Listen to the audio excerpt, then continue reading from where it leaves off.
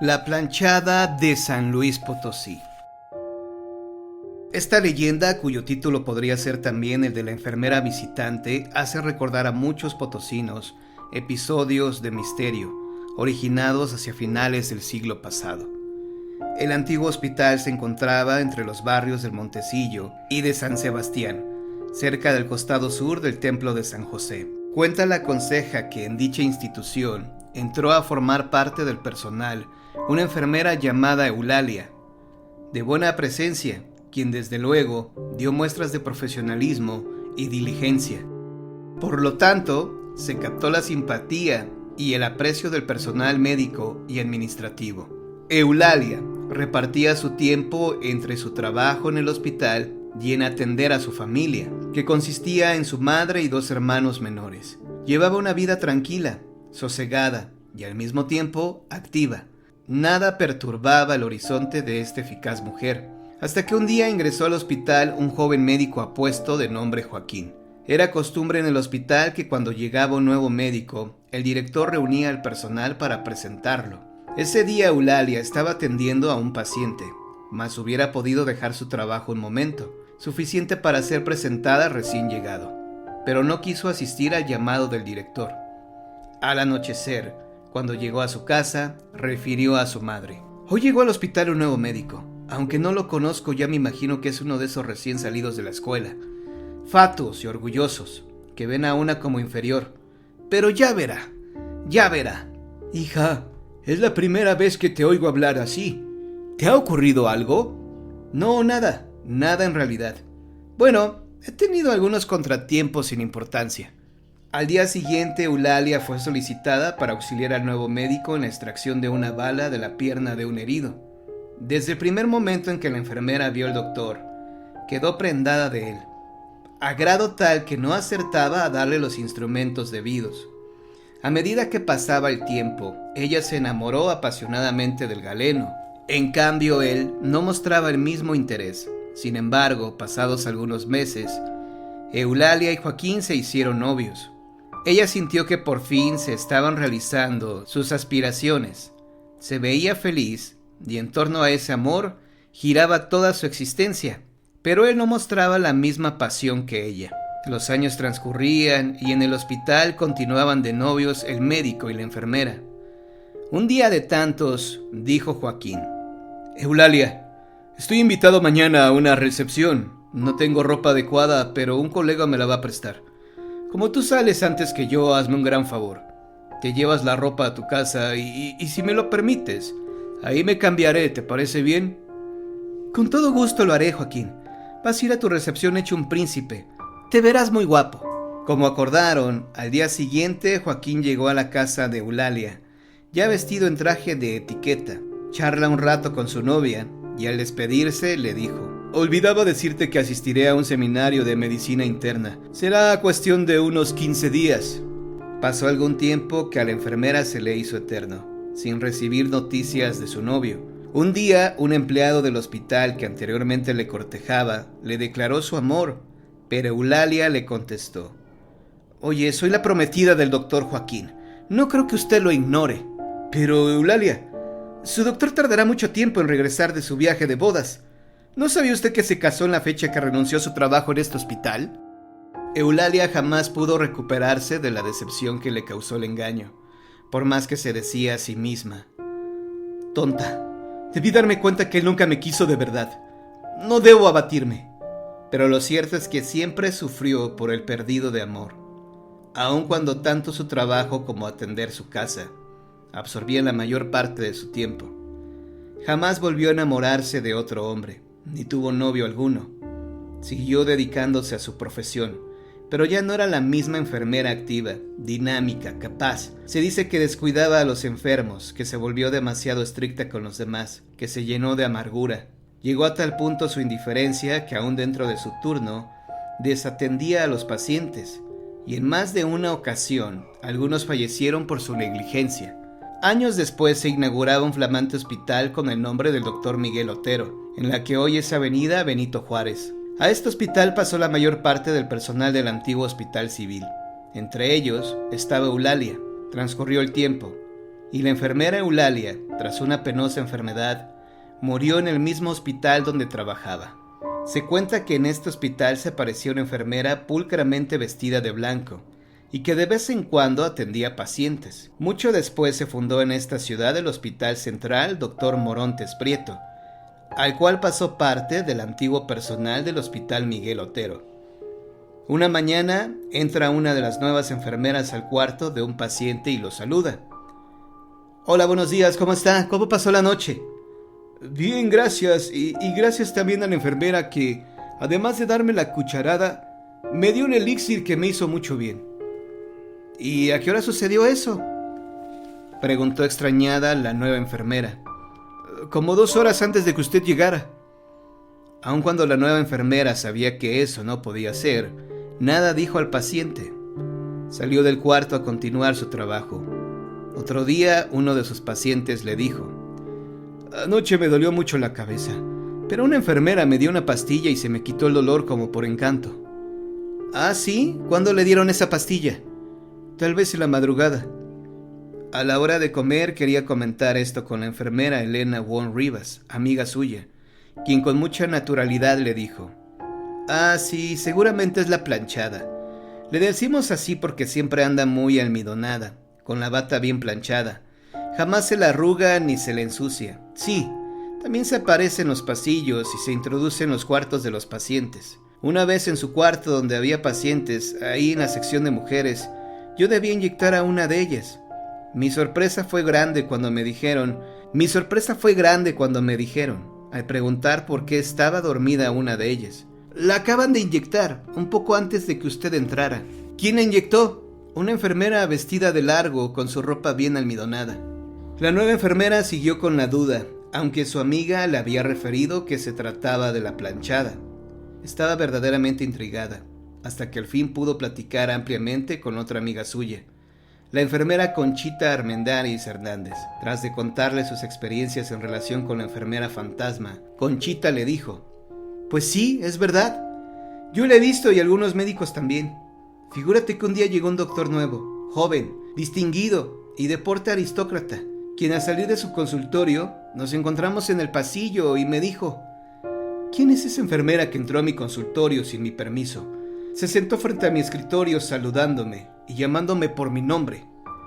Como ve, no hay nadie, doctor, pero no se preocupe, es la planchada». En el Hospital Central Dr. Morontes Prieto se han acostumbrado a ver deambular por los pasillos o saber que ha entrado en los cuartos de algunos pacientes a una enfermera con su vestido largo, blanco, impecable y almidonado. Nadie duda que alguna vez haya asistido como ayudante en las operaciones que los nuevos médicos practican en el quirófano. Este sitio, que en el antiguo hospital donde trabajó Eulalia se llamaba Sala de Operaciones.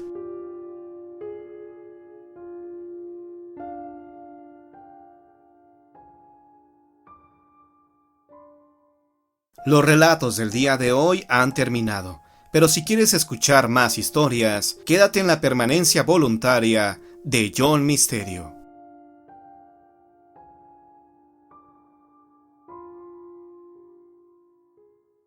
La misa macabra dentro del Panteón El Saucito en San Luis Potosí. Fue en el segundo tercio del siglo XVI cuando llegó de Europa a la Nueva España don Rodrigo de Quevedo y Coronado, descendiente de Hernán Cortés, por lo cual fue recibido con muchos honores. Tenía una posición privilegiada, aunque nadie sabía con certeza cuál era su encomienda, pues además de tener cédula real que lo convertía prácticamente en intocable, se rehusaba a contestar cuando le cuestionaban sobre su misión.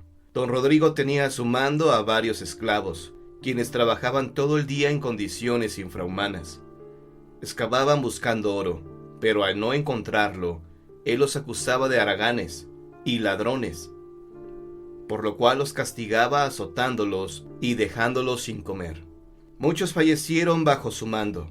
Al ver tantos atropellos por parte de Quevedo, el virrey de Nueva España y el conde de Montalbán se comunicaron con el rey de España para informarle los actos crueles que realizaba su emisario.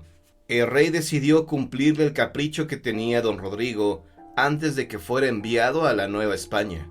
inspeccionar las tierras del Potosí, donde hoy se encuentra la ciudad de San Luis Potosí. La noticia lo hizo sumamente feliz, pues sabía que ahí había oro y plata en abundancia. Cuando don Rodrigo llegó a Potosí, descubrió con desilusión que eran tierras áridas, inhóspitas, pero se consoló al saber que debajo de estas había ocultos yacimientos de oro y plata. Sus nuevos esclavos le construyeron una casa enorme, donde vigilaba que ellos trabajaran sin descanso, buscando los preciados metales en los alrededores. Después de varios días en que los esclavos de Rodrigo buscaron afanosamente, hallaron unas piedras que brillaban como el oro. De hecho, con ellas los indígenas construían collares. Rodrigo, creyendo que por fin había dado con el precioso metal, lo envió a España. Pero le dijeron que se trataba de guijarros, una piedra que no tiene ningún valor. Don Rodrigo comenzó a desesperarse y sintió que el tiempo se le estaba acabando, pues de España llegaron dos hermanos, Juan y Pablo de la Rosa, jóvenes que al igual que él buscaban oro. Don Rodrigo les dio alojamiento en su casa con el fin de tenerlos vigilados, pues no quería que ellos lo hallaran primero y no le informaran. Buscaron por semanas en una mina, con más de 200 indígenas a su disposición. Los esclavos excavaron en lo más profundo que pudieron, pero no encontraron nada. Los hermanos, resignados de que habían fracasado, le informaron de esto a don Rodrigo. Él no tomó con agrado la noticia y les pidió a los hermanos que regresaran a la mina para ver cuánto más habían excavado los esclavos. Ellos obedecieron. En ese momento, un trastornado Rodrigo le pidió a dos de sus más fieles capataces que desviaran un canal de aguas hacia la entrada de la mina. Ellos obedecieron por temor a que les quitaran la vida. Cientos de litros de agua entraban a la mina en segundos, y a los pocos minutos comenzaron a escucharse los gritos de desesperación de aquellos hombres que trataban de salvar sus vidas. Al no escuchar más gritos, don Rodrigo se retiró a su casa, en donde se encerró todo el día. No pasó mucho tiempo para que las almas de esas personas comenzaran a atormentarlo, pues don Rodrigo las veía dentro de su casa como espectros, reclamándole que por su avaricia ellos habían fallecido. De día y de noche don Rodrigo era atormentado con esas presencias fantasmales.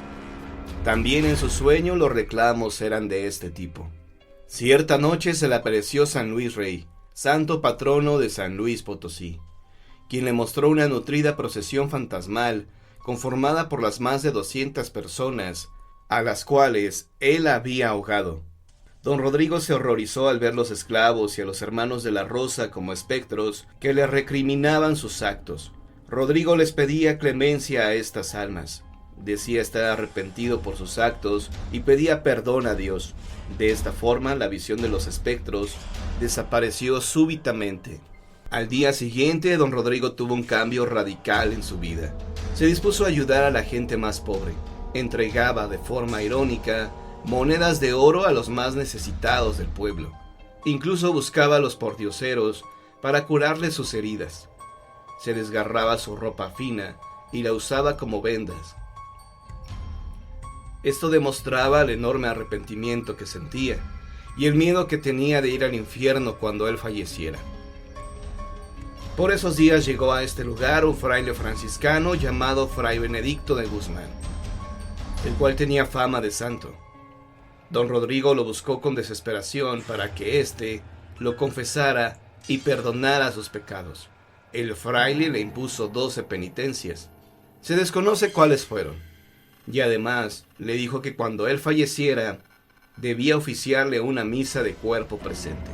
A partir de este encuentro con el fraile, don Rodrigo llevó una vida ejemplar. A aquellos que no conocían su pasado, les hubiera sido difícil imaginarse que este hombre había sido el causante de tantos fallecimientos. Don Rodrigo falleció 24 años después de su confesión con Fray Benedicto. Su única familiar, doña Soledad García Coronado, fue la encargada de abrir su testamento, en donde solicitaba la presencia de algunas personas para que lo acompañaran a su funeral, pero todas ya estaban fallecidas.